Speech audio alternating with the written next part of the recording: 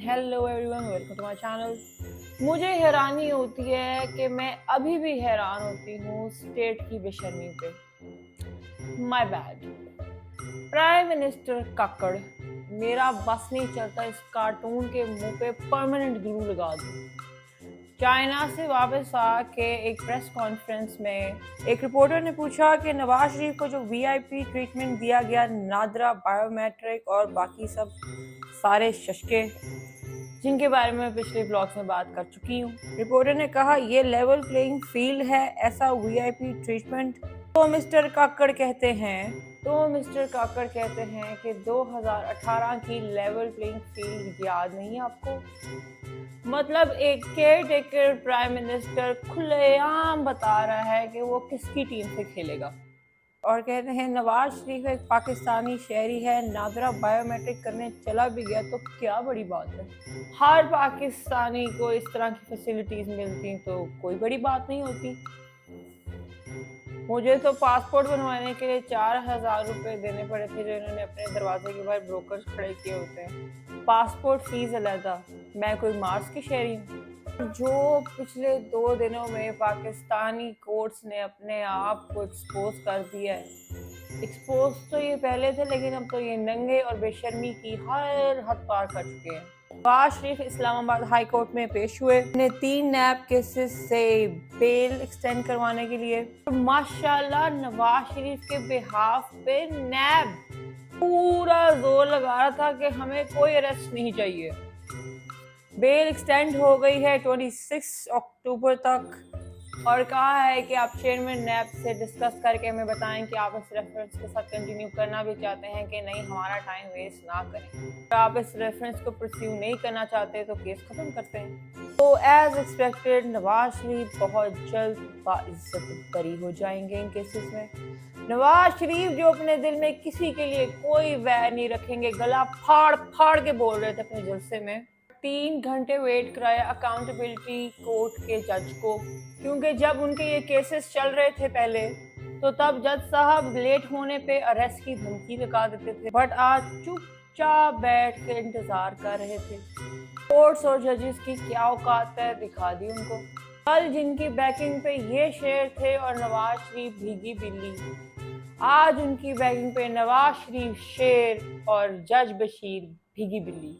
3 घंटे इंतजार कराने के बाद नवाज शरीफ आए, अपनी हाजिरी लगवाई और जज साहब ने कहा आप जा सकते हैं और उनकी बेल एक्सटेंड कर दी।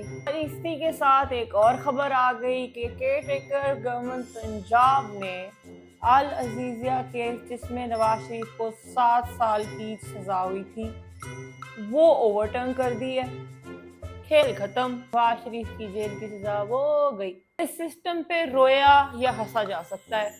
मैंने अपना खून जलाना छोड़ दिया है और अब इस तमाशे को देख के एंजॉय करती हूँ और हंसी आती है। कल 2 काफ़ी इंपॉर्टेंट केसेस की हियरिंग हुई सुप्रीम कोर्ट में। एक बेंच सिविलियन के मिलिट्री ट्रायल्स के खिलाफ और दूसरा 90 डेज में इलेक्शन करवाने का केस, जिसको काजी फैज इस्सा हेड कर रहे थे। दोनों फैसलों से या किसी भी कोर्ट के किसी भी फैसले से कख फर्क नहीं पड़ता। होना वही है जो मर्जी होगी। समझ गए हो ना? जो मर्जी होगी। लेकिन चलें, दिल बहलाने के लिए मान लेते हैं कि इन कोर्ट्स और आइन की कोई औकात है। नहीं तो आइन तो वही है जो मर्जी है। चले काजी फैज इसा के बेंच की बात कर लेते हैं। काजी फैज इसा बेंच हेड कर रहे हो और मिर्च मसाला ना हो, ऐसा कैसे हो सकता है? काजी फैज इसा ने ड्रामे का स्टार्ट इस बात से किया कि पहले बताएं कि इलेक्शन की डेट देने का राइट किसका है, प्रेसिडेंट या इलेक्शन कमीशन का। आपस में थोड़ी देर बहस के बाद डिसाइड हो गया कि प्रेसिडेंट का राइट है। तो फिर काजी फैज इसा ने कहा, उन्होंने डेट दी और यहाँ वो आरिफ अलवी ने जो 4th फ्लोर वाली मीटिंग के बाद वार्ता डाली थी, जिसपे बड़ा जश्न डाला था प्रो पीटीआई लोगों ने, डेट दे दी। बट मैंने तब भी कहा था डेट नहीं दी, सजेशन दिया है लेटर में, और इलेक्शन कमीशन को कोई क्लियर ऑर्डर पास नहीं किया। तो वही काजी फैज इसा ने कहा ये तो सजेशन है। फिर लॉयर ने कहा ट्वीट भी की थी। आगे से काजी फैज इसा चिढ़ गए, अब हम ट्वीट्स को देख के फैसले दें। बट उन्होंने कहा चले लाइन ट्वीट पढ़ लेते हैं, और आगे से ट्वीट में भी डेट नहीं दी हुई थी, उसमें आरिफ अलवी ने कोई और बोंगी मारी हुई थी। लॉयर की फिर बेइज्जती हुई। आखिरकार पिटिशनर के लॉयर ने कहा कि हम जानते हैं कि अब आइन के हिसाब से विद इन 19 डेज वाला शेड्यूल नहीं दे सकते इलेक्शन कमीशन। मिनल्ला कहते हैं अब फिर आप हमसे क्या चाहते हैं। लॉयर ने कहा election in bare minimum time. ये बेयर मिनिमम वाला ड्रामा पंजाब और केपी के इलेक्शन से स्टार्ट हुआ था, तो तभी डेट निकल गई थी और सुप्रीम कोर्ट ने ये डिसाइड किया था। आगे से काजी फैज साहब फिर लॉयर को पड़ गए, तो आपके पिटिशनर को ये पिटिशन जमा करवानी चाहिए थी, ना कि 90 डेज वाली। क्या बहस है ये? इलेक्शन तभी होंगे जब मर्जी होगी, एवं टाइम वेस्ट कर रहे हैं। जो इम्पोर्टेंट चीज हुई वो थी काजी फैसला ने पूछा आपके पिटिशनर कौन है। लॉयर ने कहा पीटीआई के उमर अयूब। काजी फैसला ने पूछा उमर अयूब किसके पोते हैं। लॉयर ने कहा साबिक सदर अयूब खान के। काजी फैसला आगे से कहते हैं अयूब खान ने कितने अरसे बाद इलेक्शन करवाए थे। लॉयर ने कहा पता नहीं, चेक करके बताना पड़ेगा। और इसके बाद काजी फैसला की ट्रेन बिल्कुल ही ट्रैक से उतर गई। बताइए ये मुझे कि अयूब खान डिक्टेटर नहीं थे। वकील ने आगे से घबराते हुए कहा हाँ जी, तारीख तो यही कहती है। काजी फैसला की तो जैसे ब्रेक ही फेल हो गई। बोलने हैं क्या अयूब खान ने आइन नहीं तोड़ा था? क्या उमर अयूब अपने दादा की इस हरकत की मजम्मत करते हैं? कहाँ है उमर अयूब? यहाँ है आज? वकील ने कहा नहीं, ही इज इन हाइडिंग। फिर काजी फैसला कहते हैं चलें उम्मीद करते हैं कि वो कल अपने दादा की मजम्मत करेंगे। ये बाबा खिसक गया, कोई इसको ट्रैंकुलाइजर दो भाई। इसके बाद आई थिंक काजी फैसला को रियलाइज हुआ दैट ही वेंट टू फार।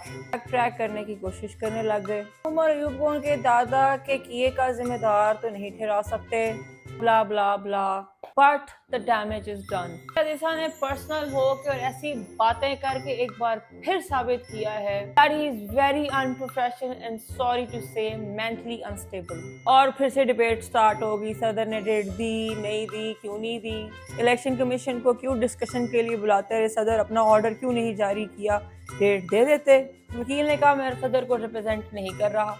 तो अब काजी फैसला ने 2 नवंबर का नोटिस जारी किया है इलेक्शन कमीशन को, ताकि इलेक्शन की डेट पे और डिबेट कर सकें, क्योंकि इलेक्शन तो तभी होंगे मर्जी होगी।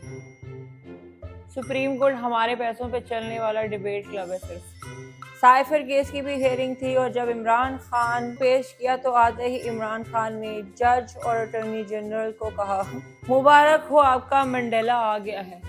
तो सुन के जज इधर उधर देखना शुरू हो गए। इमरान खान और शाह महमूद कैशी पे फर्ज जुर्म लगा दिया है, जबकि इन दोनों को इंडाइट कर दिया गया है। केस सुपरसोनिक स्पीड से चलेगा और 1 या 2 हफ्ते में इमरान खान और शाह महमूद कैशी को सजा मिल जाएगी।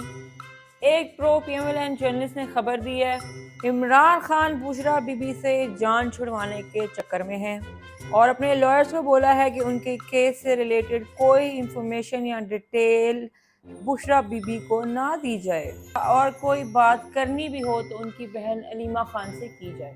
खान साहब आप ग्रेट हो बट बहुत लेट हो, बहुत टाइम लग गया आपकी ट्यूबलाइट को होने में। दूसरी तरफ मिलिट्री कोर्ट में सिविलियंस के ट्रायल का केस था जिसको हेड कर रहे थे इजाजुल एहसन, मेरे फेवरेट जज मुनीब और बाकी कुछ और जजेस, जिनको पीएमएलएन वाले लाइक माइंडेड या इमरान दाग जज कहते हैं। Sweet and short court hearing थी। अटॉर्नी जनरल काफी ट्राई करते रहे, कानूनी शिकों और अमेंडमेंट से बोर नहीं करूंगी, आर्मी कोर्ट के खिलाफ फैसला दे दिया।